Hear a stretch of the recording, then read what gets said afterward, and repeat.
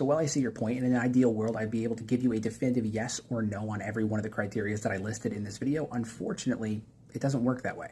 You see, one of the base themes of the entirety of Kenshi is that it is morally gray. There's a lot of gray area, there's a lot of nuance and a lot of maybes involved in Kenshi, both the factions' moralities and their ethics and who is right and who is wrong and all of those things. Kenshi basically lives in the gray area. And because of that incredibly subjective nature of Kenshi, where it really is up to the individual to determine who is right, who is wrong, and all of that stuff, a lot of these questions really can't be answered with a simple, straightforward yes or no, because it's not that simple.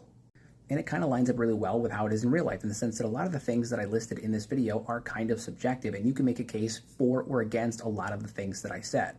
But that doesn't really discredit or disprove any of the things that I said, just like my arguments here in this video don't really disprove or, prove anything that anybody else says. It's just the way that it is. It exists in that subjective gray area.